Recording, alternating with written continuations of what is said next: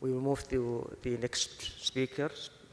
Dr. Rawan. Dr. Rawan Al-Muhammadi, she is a consultant at the Division of Acute Hematology Stem Cell Transplant in King Abdulaziz Medical City, Riyadh. She is going to tell us about the MBN overview. Dr. Rawan, the floor is yours. Okay, assalamu alaikum everyone, and thank you Dr. Ahmed for the introduction, and thank you organizers for the invitation. Today I'll talk about management in myelofibrosis in general with some updates.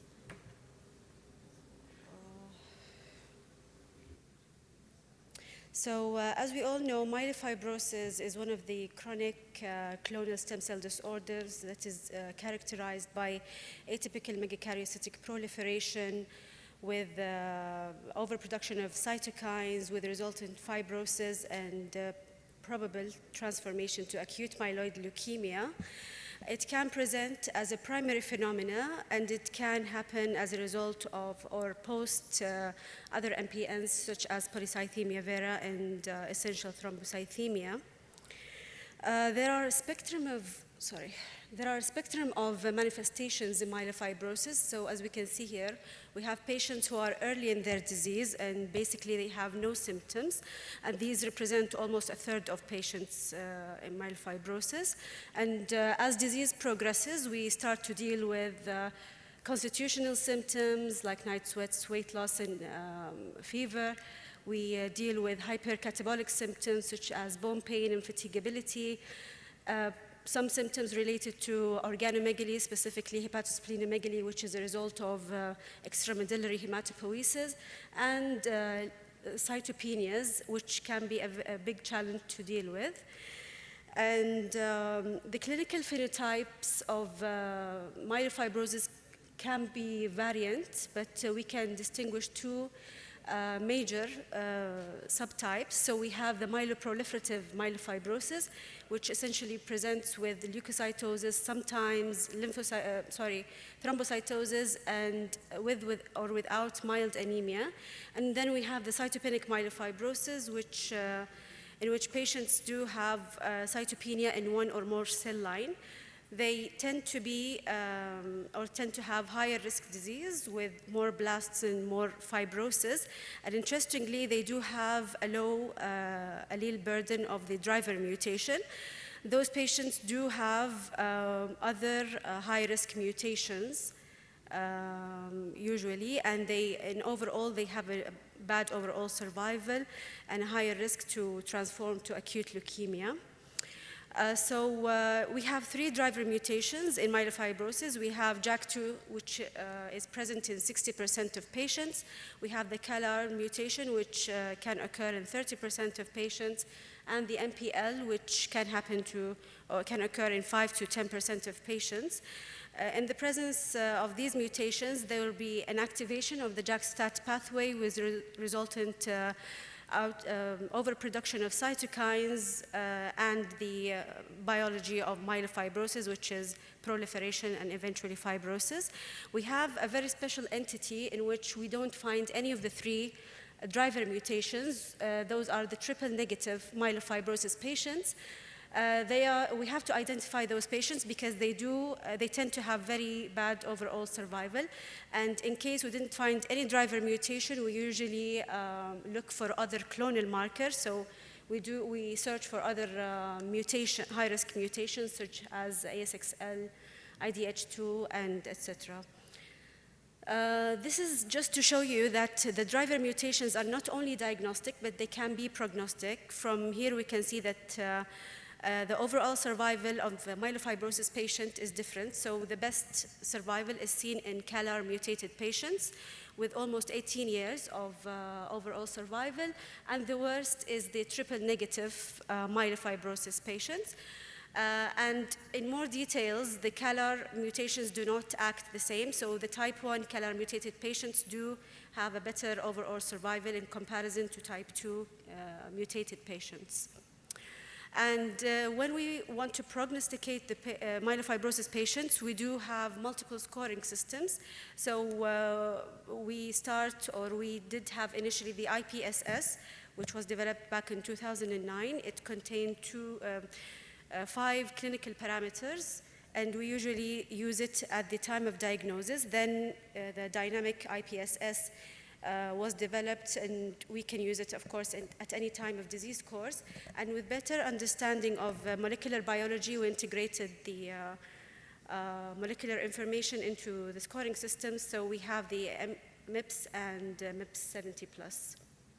And it's important to mention that these scoring systems, the purpose of developing these scoring systems was mainly to determine the overall survival. This is the first thing.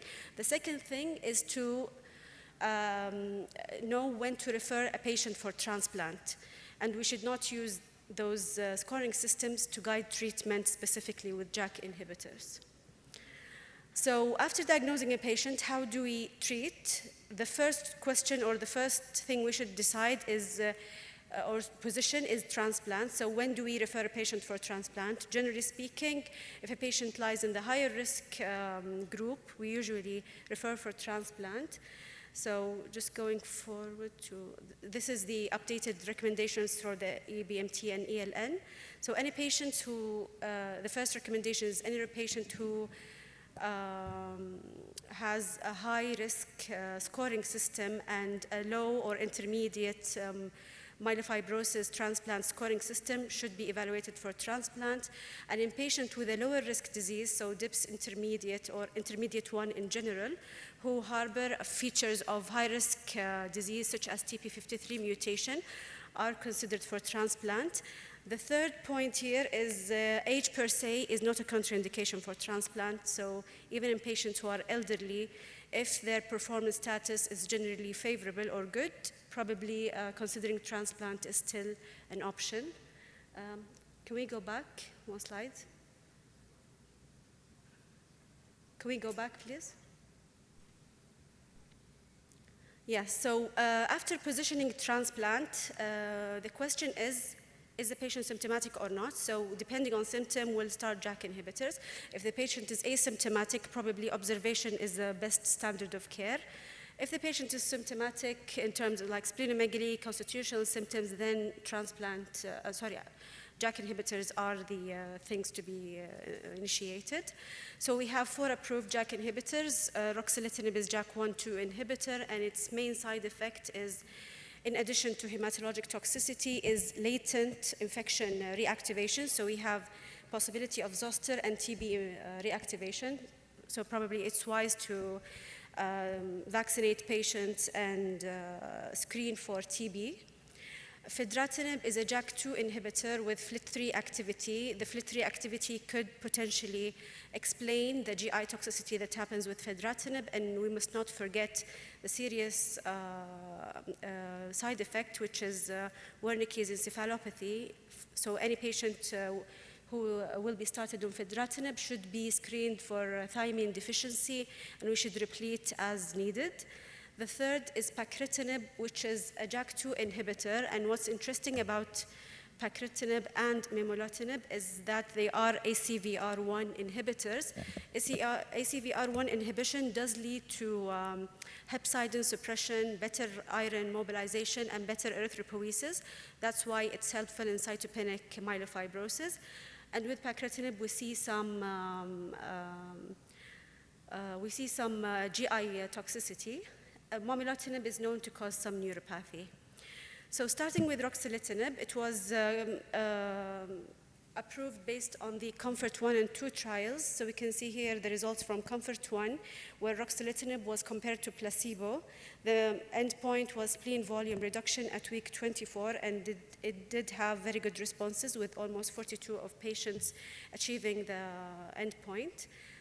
COMFORT-2 did compare ruxolitinib to best available therapy, but the SVR was, the endpoint was SVR at week 48, which was achieved in 28 patients. Interestingly, other than spleen volume response, ruxolitinib did prove that it did improve symptoms and quality of life in both studies. And long-term data did show better overall survival with ruxolitinib compared to placebo and best available therapy. So ruxolitinib does show good outcomes, but unfortunately this is not for all patients. That's why models such as response to ruxolitinib at 6 months was created to predict who are the patients who will not do as well with ruxolitinib as others. So the poor parameters included, first, the inability to maintain a good dose of ruxolitinib due to cytopenia. The second is inability to or failure to achieve clinical response in terms of spleen and constitutional symptoms. And the third, which is most important, is the anemia and RBC transfusion. We can see here that the higher risk groups did do bad in terms of overall survival. So why do some patients not respond to ruxolitinib, or they don't do well with ruxolitinib? There are 4 clinical scenarios. So we have a patient who do respond initially to ruxolitinib. They don't respond initially to ruxolitinib, and these are primary resistant patients. We have patients who do respond initially, but then lose the response, and this is what we mainly see in practice. For those 2 patients with ruxolitinib resistance, we suggest that the TKI should be changed. So we can use fedratinib, momelotinib, or pacritinib. Or ideally, if there was an investigational drug to be added, this would be the ideal thing to do. How about in ruxolitinib intolerant patients? So they are usually intolerant because of cytopenia, mainly anemia and thrombocytopenia. If anemia was the main issue, probably starting a non-JAK inhibitor anemia-directed therapy such as erythropoietin, danazol, or even luspatercept, which is currently under trial. Or if there were no improvement in anemia or transfusion requirement, probably momelotinib should be initiated. In cases of severe thrombocytopenia, probably switching to pacritinib is the most reasonable thing to do. And the 4th explanation of ruxolitinib failure is progression to acute leukemia.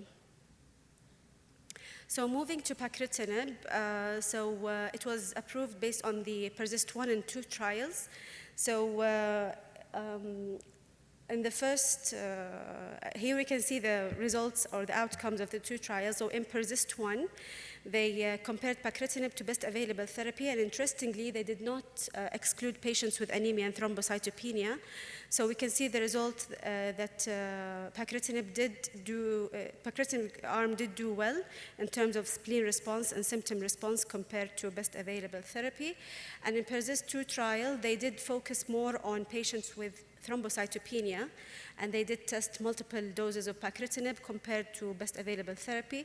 So we also can see here that pacritinib with the current approved dose, which is 200 milligrams BID, did show better responses in terms of spleen and symptom. How about pacritinib and transfusion independence? So this is a sub-analysis from the PERSIST 2 trial where they looked at transfusion independence in the study population. So using different criteria, which is first Gale criteria and Simplify criteria, and without going into details of those criteria, we can see clearly that the pacritinib group here showed in the yellow bar. They did very well, and pacritinib showed good responses in terms of transfusion independence. And the third important thing about pacritinib is how will the thrombocytopenic patients do with pacritinib. So this is a pooled analysis from the PERSIST 1 and 2 study, where they looked at patients with severe thrombocytopenia, or platelet less than 50, and patients with this severe thrombocytopenia did do well in terms of spleen and symptom response, even with cytopenia. So this study showed that cytopenic myelofibrosis patients do well with pacritinib treatment. So the last thing I would like to cover today is what's beyond JAK inhibitors. So we have multiple targets, multiple therapeutic options are being studied, and most of these options are combination therapies. So we have multiple targets to be tested. So we have the BET2 inhibitors, we have the BCL2 inhibitors, we have the PI3K inhibitor. And what is usually done in clinical trials now is the combination. So they combine a backbone of JAK inhibitor, which is usually ruxolitinib, plus another novel agent. And the aim of these studies is deeper response, probably reducing the molecular burden, and probably improving overall survival. So I know we're having a talk tomorrow on the novel agents in myelofibrosis, but I'll quickly mention a few examples. The first is the MANIFEST-2 study, where they tested the BET inhibitor, pelabresib, with ruxolitinib. So one arm received pelabresib and ruxolitinib, and the other arm received ruxolitinib plus placebo. And the primary endpoints were spleen volume reduction and symptom improvement. So I didn't include the graphs here, but it did show durable, this is the most important, durable improvement in spleen response and anemia. And what's interesting is that with the combination, there were fewer deaths and fewer progression to acute leukemia. The second interesting study is the TRANSFORM-1 study, where they combined navitoclax, to a BCL2 inhibitor, with ruxolitinib. So again, the other arm was ruxolitinib plus placebo, and again, it did show good outcomes, promising outcomes. And the last thing I want to talk about is, and probably the most interesting thing, is a new novel agent, which is a monoclonal antibody targeting the CALR-mutated myelofibrosis patients. So this is a very early phase study, but there are promising results. So it targets the mutated stem cells, and it does improve like overall, spleen size, symptoms, and outcome in general in those patients. So probably this is the where we're heading in terms of myelofibrosis treatment. And with this, I end, and thank you very much. Thank you, Dr. Rawan, for your comprehensive presentation. Any question for Dr. Rawan? Yes.